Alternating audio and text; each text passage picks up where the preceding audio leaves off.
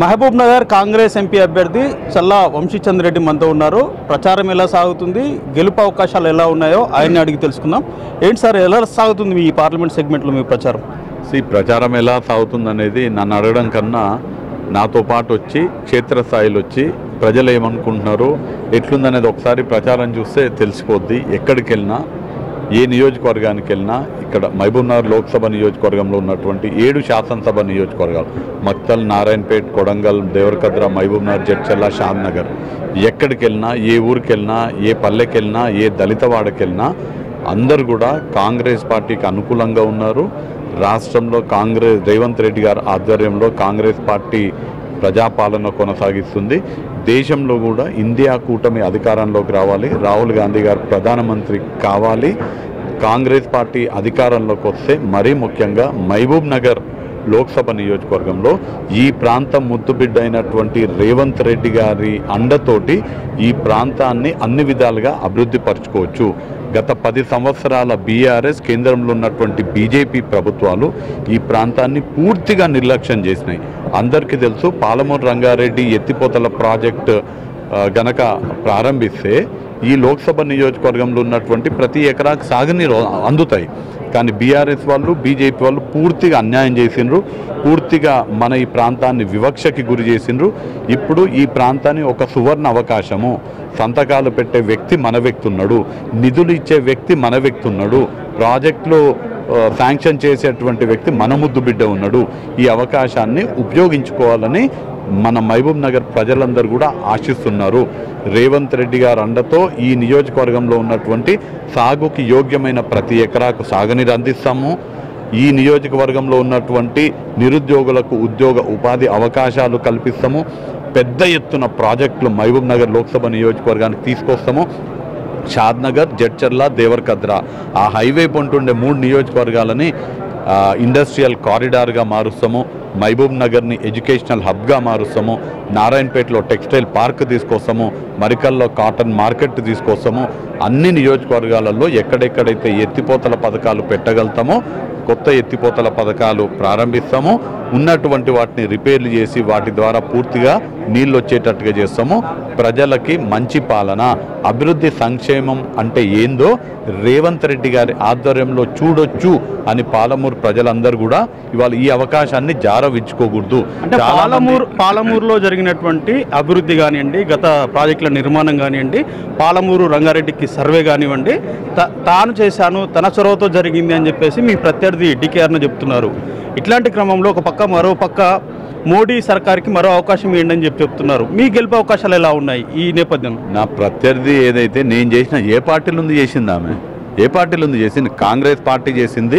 ఆమె కాంగ్రెస్ పార్టీలు ఉంటే నేను చేసిన అని చెప్పుకునే అర్హత ఉంటుంది. కానీ పూటకొక పార్టీ మారే అవకాశవాద రాజకీయ నాయకులకు ఆ అవకాశం ఉండదు. పాలమూరు రంగారెడ్డి ఎత్తిపోతల ప్రాజెక్టు కాంగ్రెస్ పార్టీ రూపకల్పన చేసింది. కాంగ్రెస్ పార్టీ నాయకుల హక్కు పాలమూరు రంగారెడ్డి ప్రాజెక్టు మేము చేసినామని చెప్పుకోనికే. అంత నిజంగా చేతనైనామైతే ఢిల్లీలో వాళ్ళ ప్రభుత్వం ఉంది కదా, కేంద్రంలో బీజేపీ ప్రభుత్వం ఉంది కదా, బీజేపీ ప్రభుత్వంలో ఉన్నప్పుడు ఆమె ఏం చేసిందో చెప్పాలి. భారతీయ జనతా పార్టీలో నువ్వు చేరినాక నరేంద్ర మోడీని ఒప్పించి ఏ ఒక్క రూపాయి తెచ్చినావు మహబూబ్ నగర్కి? నరేంద్ర మోడీని ఒప్పించి ఏ పాలమూరు రంగారెడ్డి ఎత్తిపోతల పథకానికి జాతీయ హోదా తీసుకొచ్చినావో చెప్పాలి. ఏ పరిగణిస్తే జాతీయ హోదా వస్తుందంటారా? 100% ఎట్లయితే గెలిచిన అధికారంలో కాంగ్రెస్ పార్టీ రాష్ట్రంలో అధికారంలోకి వచ్చిన 3 నెలలలో ఎట్లయితే మక్తల్, నారాయణపేట, కొడంగల్ ఎత్తిపోతల పథకానికి 4 కోట్ల రూపాయలు కేటాయించి శంకుస్థాపన చేసినామో, కేంద్రంలో కాంగ్రెస్ పార్టీ అధికారంలోకి వస్తే పాలమూరు రంగారెడ్డి ఎత్తిపోతల పథకానికి జాతీయ హోదా వస్తుంది.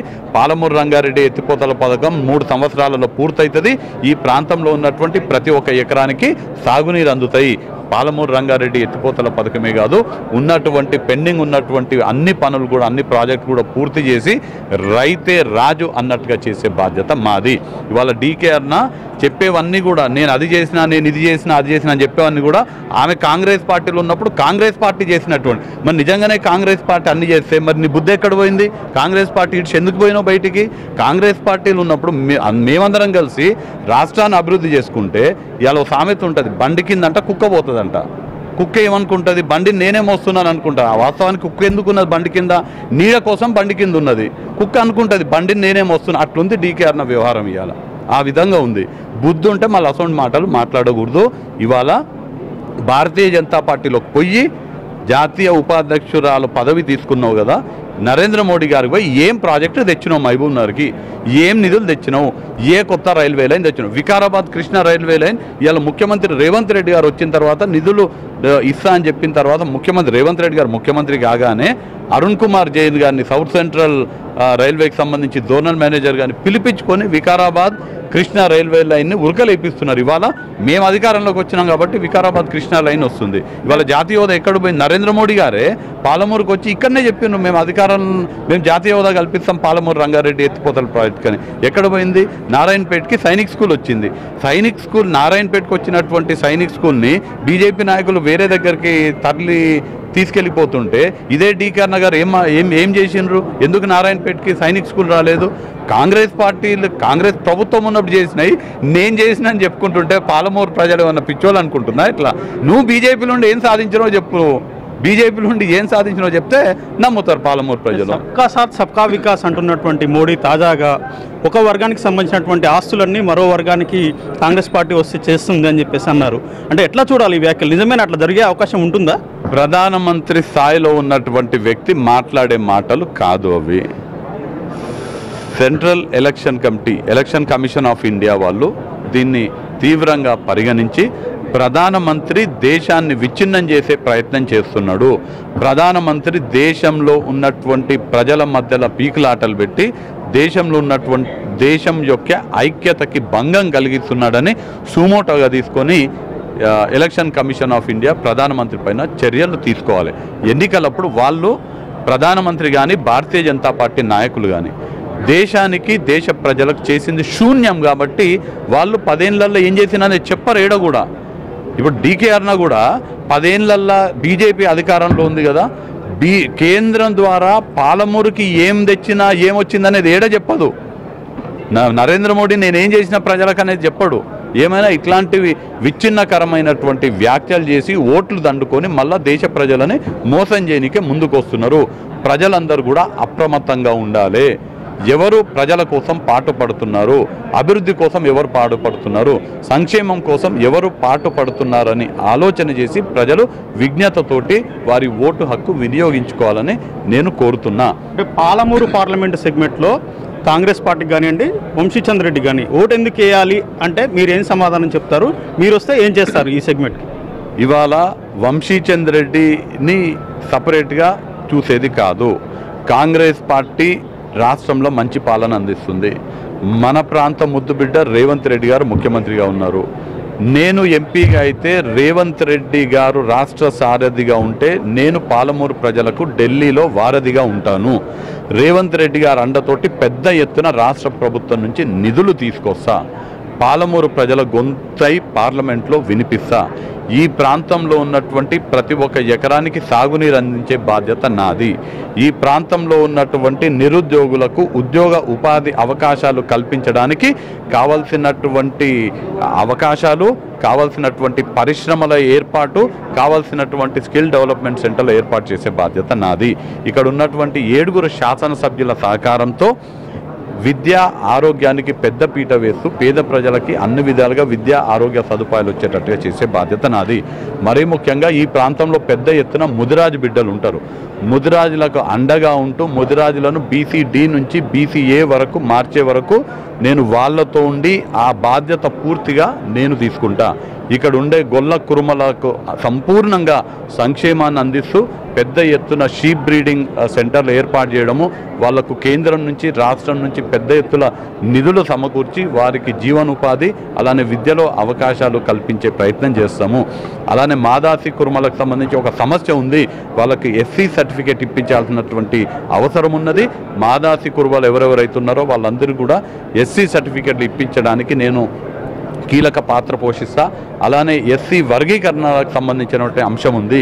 ఇవాళ ఏ నాయకులైతే భారతీయ జనతా పార్టీ వైపు ఉండాలని చెప్తున్నారో ఆ నాయకులు ఢిల్లీ వచ్చి ఎస్సీ వర్గీకరణకు సంబంధించి నా దగ్గరకు వచ్చి నా సహకారం కోరడం జరిగింది. పూర్తిగా నేను సహకరిస్తా. ఎస్సీ వర్గీకరణ చేయించే బాధ్యత నాది అని రేవంత్ రెడ్డి గారు ముఖ్యమంత్రి గారు చాలా స్పష్టంగా చెప్పిండ్రు.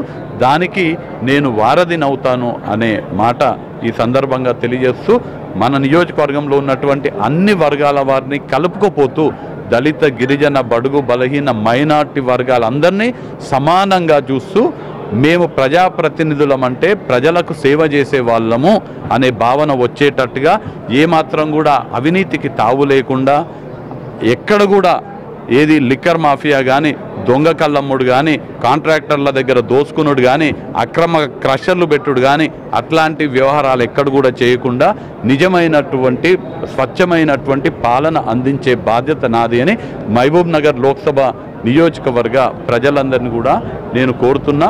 అలానే ప్రజలందరినీ కూడా నేను ఇవాళ మహబూబ్ నగర్ నియోజకవర్గ ప్రజలందరూ కూడా మీ ద్వారా ఎన్టీవీ ద్వారా నేను విజ్ఞప్తి చేస్తున్నా. మనందరం కూడా ధర్మాన్ని ఆచరించే వాళ్ళం. ధర్మో రక్షతి రక్షతః అని అంటాం. ఇవాళ ధర్మం ఎటువైపు ఉందో మహబూబ్ నగర్ ప్రజలు ఆలోచన చేయాలి. ధర్మం సారా కాంట్రాక్టులు చేసే వాళ్ళ వైపు ఉంటుందా, సాగునీరు అందించే వాళ్ళ వైపు ఉంటుందా, ప్రజలు ఆలోచన చేయాలి. దొంగ కళ్ళు అమ్మే వాళ్ళ వైపు ధర్మం ఉంటుందా, నిరుద్యోగులకు కొలువులు ఇచ్చే వాళ్ళ వైపు ధర్మం ఉంటుందా, ఆలోచన చేయాలి. ధర్మం ఎక్కడైనా మన గుట్టలని, మన కొండలని కొల్లగొట్టి అక్రమ క్రషర్లు పెట్టి పర్యావరణాన్ని నాశనం చేయాలని ధర్మం చెప్తుందా, అందరూ మంచిగా ఉండాలని ధర్మం చెప్తుందా, ప్రజలు ఆలోచన చేయాలి. వెన్నుపోటు రాజకీయాల వైపు ధర్మం ఉంటుందా, నిజాయితీ వైపు ధర్మం ఉంటుందా, మహబూబ్ నగర్ లోక్సభ ప్రజలు ఆలోచన చేయాలి. మహబూబ్ నగర్ లోక్సభ ప్రజలందరూ కూడా ఆలోచన చేసి నిజం వైపు, ధర్మం వైపు విజ్ఞతతోటి మీరు నన్ను ఆశీర్వదించాలని నేను మీ ద్వారా కోరుతున్నాను. So all the best Vamsi గారు. Thank you. సో మొత్తం మీద పాలమూరు జిల్లాలో ముఖ్యంగా పాలమూరు సెగ్మెంట్లో జరిగినటువంటి అభివృద్ధి అంతా కూడా గత కాంగ్రెస్ హయాంలో జరిగింది అని చెప్పేసి వంశీచంద్ర రెడ్డి చెప్తున్నారు. తాను ఎంపీగా గెలిస్తే ఈ ప్రాంత అభివృద్ధికి, ఈ ప్రాంత సర్వతోముఖాభివృద్ధికి కృషి చేస్తాను. ఇక్కడ ఉన్నటువంటి రేవంత్ రెడ్డి అదేవిధంగా నేను ఢిల్లీలో ఉండి వారధిలా పనిచేసి ఈ ప్రాంత సాగు, తాగునీరు, విద్య, వైద్యము, ఇతర మౌలిక సదుపాయాల వసతి కోసం కృషి చేస్తానని చెప్పేసి ఆయన ధీమాగా చెప్తున్నటువంటి పరిస్థితి.